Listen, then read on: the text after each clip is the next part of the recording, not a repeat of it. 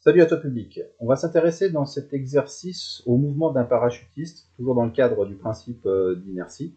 Donc on a un parachutiste et son équipement dont la masse totale est de 80 kg. Sa trajectoire est constamment rectiligne. Bon, on imagine qu'il va sauter, je sais pas moi, d'une montgolfière, qu'il n'a pas de vitesse initiale, et que sa vitesse va finir par augmenter. Donc elle augmente dès qu'il a sauté de la montgolfière. C'est d'ailleurs ce qui est enregistré sur le graphique qui est ici. On voit la vitesse qui est en ordonnée, le temps en abscisse. On a la vitesse qui augmente jusqu'à arriver à une valeur. Elle est presque en train de stagner à la date t égale 12 secondes. On imagine que si la vitesse descend brutalement à la date t égale 12 secondes, c'est que c'est à cette date-là qu'il a ouvert son parachute. Puis sa vitesse se stabilise aux alentours de 5 mètres par seconde sur la fin du saut. Alors, on nous pose la première question, pourquoi la vitesse semble-t-elle commencer à stagner aux alentours de t égale 12 secondes? C'est très simple, c'est que dans cet exercice-là, on va tenir compte des frottements. Quand tu prends ton vélo et que tu commences à démarrer, ta vitesse est très faible, les frottements de l'air sont faibles également. Par contre, quand tu commences à donner tout ce que tu peux et puis que ta vitesse stagne aux alentours de 40-50 km/h, c'est à cause des frottements de l'air. Plus tu vas vite, plus les frottements de l'air sont importants. C'est ce qui se passe aussi quand tu passes ta main à travers la fenêtre d'une voiture qui roule à basse allure, tu ne sens pas beaucoup les frottements de l'air. Par contre, quand tu es sur l'autoroute, là, tu les sens de manière beaucoup plus importante. Donc ça veut dire que plus la vitesse augmente, et plus la norme des forces de frottement va également augmenter. Et ces forces de frottement, leur direction, elle est la même que celle du poids, mais par contre, leur sens est opposé à celui du poids. Donc si, dans l'absolu, cette vitesse avait fini par se stabiliser, on aurait pu dire, d'après le principe d'inertie, que le poids était compensé exactement par les forces de frottement.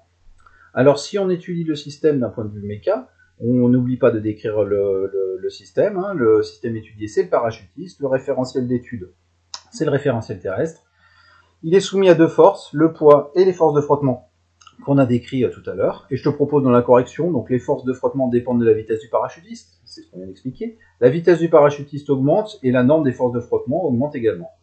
Donc lorsque la vitesse commence à stagner aux alentours de t égale 12 secondes, le parachutiste est quasiment en mouvement de translation rectiligne uniforme. Donc d'après le principe d'inertie, les forces sont quasiment identiques, mais comme la vitesse n'est pas totalement constante, alors ça c'est le cas, ici elle n'est pas totalement constante, on n'a pas une asymptote horizontale, ça veut dire que concrètement le poids est encore un peu supérieur aux forces de frottement. Alors attention, ça c'est un grand classique, vous avez tendance à vous tromper là-dessus, même quand il est en chute libre et à vitesse constante, ça veut dire que les deux forces là pour le coup se compensent exactement. Et ça, vous avez souvent tendance à dire « Ouais, mais il descend vers le bas, dans ce cas-là, je vais mettre une norme du poids supérieure à la force de frottement. » C'est pas du tout le cas. On est en translation rectiligne uniforme, on se dirige bien vers le sol, mais les forces sont compensées l'une par rapport à l'autre. Le poids va compenser les forces de frottement et inversement. Donc, faire un dessin des forces exercées sur le parachutiste plus parachute ouvert, utiliser les dessins ci-dessus. Alors, on y va. Au début du saut, on a le poids qui est supérieur aux forces de frottement, parce que la vitesse est relativement faible, entre guillemets, et quand la vitesse commence à arriver dans cette zone-là, on a le poids qui, lui, ne change pas, qui reste identique au tout début, mais par contre les forces de frottement qui ont beaucoup augmenté, et dont la norme est presque équivalente à celle du poids. J'aurais dessiné un vecteur exactement équivalent si la vitesse avait été constante à t égale 12 secondes. C'est pas tout à fait le cas, donc je peux pas me le permettre. Donc, comment évolue la vitesse du parachutiste pendant cette phase? Donc la vitesse du parachutiste augmente tout au long de cette phase du saut. La norme du poids est toujours supérieure à la norme des forces de frottement. Que peut-on dire du mouvement du parachutiste d'après le principe d'inertie?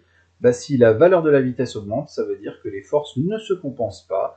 Et voilà, c'est tout. Les forces ne se compensent pas, donc je te lis la réponse. Dans cette phase du mouvement, le mouvement est rectiligne mais non uniforme. D'après la contraposée du principe d'inertie, il est soumis à des forces qui ne se compensent pas. Ok. Comment évolue la vitesse du parachutiste dès qu'il ouvre? On a vu que la vitesse du parachutiste diminuait très nettement après l'ouverture du parachute. C'est ce qu'on voit sur le graphique qui est ici. Je vais te le zoomer un tout petit peu. Voilà, à t égale 12 secondes, il ouvre le parachute. Et là, en très peu de temps, tu vois, la vitesse recommence à se stabiliser à t égale 12 secondes, à 15 secondes. Donc entre t égale 12 secondes et t égale 15 secondes, on a une chute brutale de la vitesse, ce qui correspond à l'ouverture du parachute. Comment évolue la vitesse du parachutiste dès qu'il ouvre? Elle diminue évidemment. Comment peux-tu qualifier le mouvement pendant cette phase d'ouverture? T égale 12 secondes à 16 secondes. On a une translation rectiligne décélérée. la valeur de la vitesse diminue, par contre sa direction et son sens restent identiques. Comment évolue la vitesse du parachutiste à partir de t égale 16 secondes? Ben là, sur le graphique, on a vu que la vitesse restait constante, la valeur de la vitesse reste constante.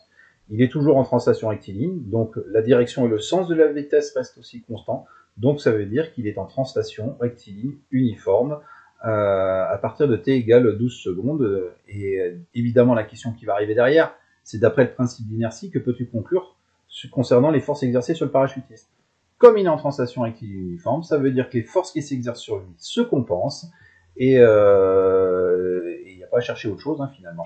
Faire un dessin des forces exercées sur le parachutiste plus parachute ouvert, donc le petit dessin il est là, on dessine nos forces, le poids et les forces de frottement. Ce coup-ci, comme la vitesse est vraiment constante en termes de normes, en termes de direction et de sens, là je peux vraiment dessiner des vecteurs qui vont se compenser. Si je fais la somme du vecteur rouge poids plus le vecteur bleu frottement, ben cette somme est nulle, ces deux vecteurs sont opposés, les forces se compensent. Déduisant sans le calcul que la force de frottement est exercée par l'air à t égale 16 secondes. Et bien, si on a la norme du poids ici qui vaut m fois la valeur de la pesanteur, à savoir 7,8 10 puissance 2 newton, ça veut dire que la norme des forces de frottement, si elle compense le poids, est également de 7,8 10 puissance 2 newton. Alors attention à la notation, ici il faut bien noter P sous forme vectorielle avec les deux barres de chaque côté, qui veut dire qu'on ne s'intéresse qu'à la partie de la valeur du vecteur. Un vecteur, c'est une direction, un sens, un point d'application, une norme. Là, on s'intéresse qu'à la norme, à la valeur de ce vecteur. Donc, n'oublie pas de mettre sur toutes les écritures les deux petites barres de chaque côté.